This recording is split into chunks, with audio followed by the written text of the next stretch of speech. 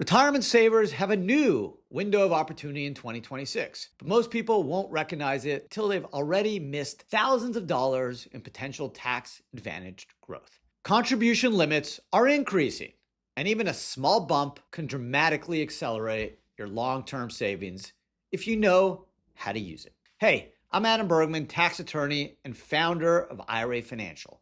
After 15 years in this space, I see it every year.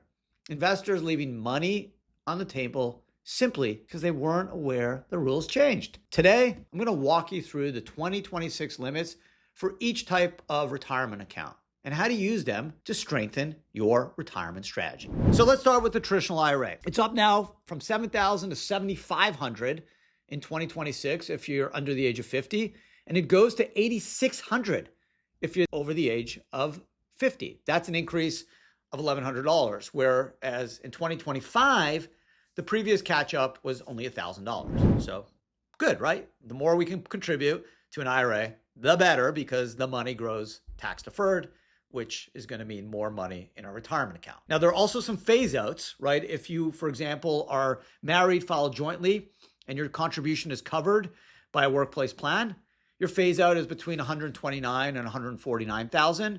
And if your spouse is covered by a plan, that phase out is going to increase as well to $242,000 and $252,000. Meaning, if you make more than $252,000, you're not going to be able to do a pre-tax IRA contribution. But we're going to talk about the Roth. You're going to have the option of doing the Roth. Note that if no spouse, or you're not covered if you're single by an employer plan, even if you make $1 million a year, you can still do a pre-tax IRA contribution of now $7,500 or $8,600 if you're over 50. Now, if you're looking for tax-free growth, the Roth IRA is an excellent option. The Roth IRA, it's the same number, $7,500, $8,600 if you're over 50. That's also up from last year, which was $7,000 and $8,000 if you're over 50. If you want high contribution limits with minimal administrative work, a SEP IRA could be a really good fit for you. The new number is $72,000. It's 25% of your W-2 or 20% of your self-employed income, your Schedule C. So if you make $100K, the most you can put away in a SEP if you are a corp is $25,000. If you're a sole proprietor, it's $20,000. The most you can put away in 2026 is $72K. You can do it in pre-tax or Roth. In 2025, it was $70K. Let's take Jessica. She owns a consulting firm and earns $200,000. She decides to contribute $50,000 to her SEP IRA. Not only does this reduce her taxable income, but it accelerates her retirement savings significantly in a single year. One of the greatest benefits of a SEP IRA is flexibility. You can contribute more during strong years and scale back when business is slow. For small businesses that want simplicity, the simple IRA is a great fit. In 2026, employee contributions rise to $17,000 with a $3,500 catch-up if you're 50 or older. Let's do the solo 401k before I get to the 401k. The solo 401k numbers, the max, I'll start with the max and then I'll go employee deferral and employer contribution.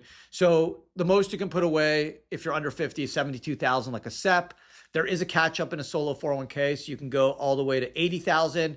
And if you're between the ages of 60 and 63, there's a super catch-up that lets you go to $83,250, which is pretty cool. So the employee deferral, the new number is $24,500. That's dollar for dollar. That could be done in pre-tax or Roth. It used to be $23,500.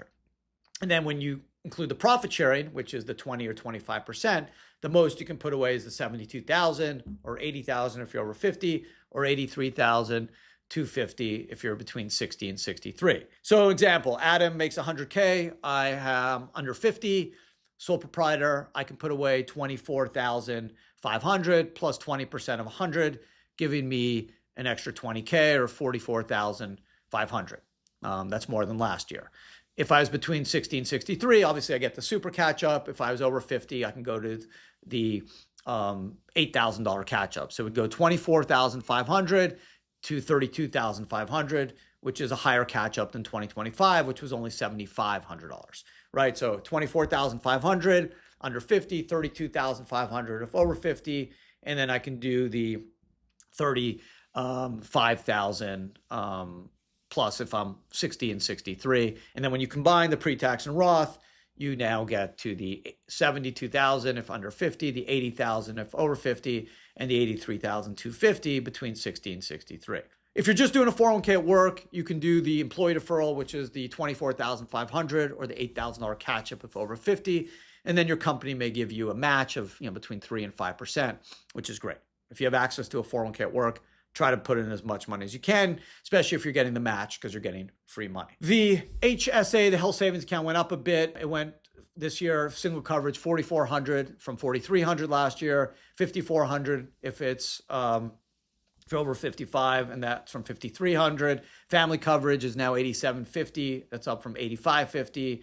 And over 55, $9,750, up from $9,550. So now that you have a clear picture of the updated contribution limits and how each retirement account can help you save more and grow your tax-advantaged assets in 2026, you can plan strategically and make informed choices about where to put your money. Ready to get your account set up and funded efficiently? Schedule a free consultation with IRA Financial. We'll guide you through your account options and the steps to fund them so you're positioned to take full advantage of the year ahead. Thanks for watching the video.